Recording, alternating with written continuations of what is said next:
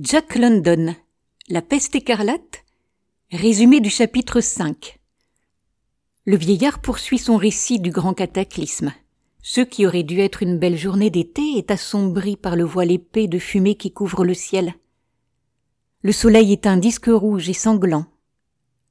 Habituel désormais, mais sinistre. Le groupe de survivants, affaibli et peu habitué à la marche, progresse lentement vers le sud-est, à travers les collines verdoyantes et les résidences désertées. Les dangers demeurent. Quelques pillards, rares, continuent à rôder. L'un d'eux tue Calgan, un jeune homme, avant d'être abattu. Mais le pire ennemi reste la peste écarlate elle-même. À Fruitvale, le professeur Fermed, frappé par le mal, s'écarte volontairement du groupe pour mourir seul, cachant la vérité à sa mère. Ce drame se répète tout au long de la route. En une journée, 5 meurent encore, puis 10 autres dans la nuit, obligeant les survivants à se déplacer sans cesse pour échapper aux cadavres contaminés. Le groupe fond à vue d'œil. De 47 au départ, ils ne sont plus que 30, puis 11. Le professeur Wadthorpe, blessé, finit par s'enfuir avec sa famille et les provisions. Mais il est retrouvé mort peu après, victime comme les autres. La marche est éprouvante. La mort frappe sans relâche. Le narrateur assiste même à la chute du dernier aéroplane, machine perdue dans le ciel en flammes, avant de s'écraser au sol. Ce spectacle symbolise la fin définitive de la civilisation technique. Finalement, à Niles, il ne reste plus que 3 compagnons. Puis, au réveil, le narrateur découvre qu'il est seul au monde. Ses derniers compagnons sont morts.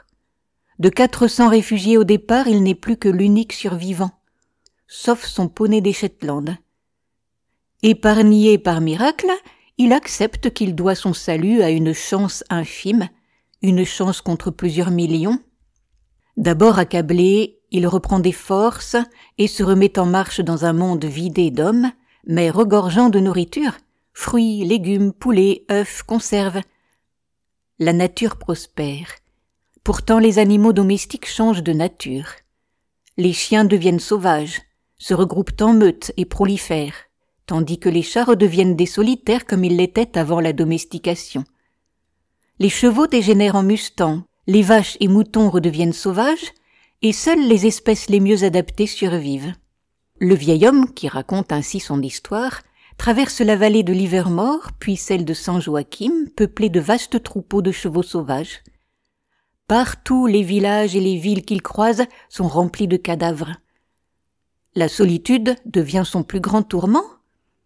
Il recueille 2 chiens qui lui tiennent compagnie durant des années, mais il reste marqué par l'absence d'humanité. Il finit par atteindre la vallée de Yosemite, où il découvre un hôtel rempli de conserves et une nature généreuse en gibier et en poissons. Il y vit 3 ans, isolé, avant que la solitude ne devienne insupportable.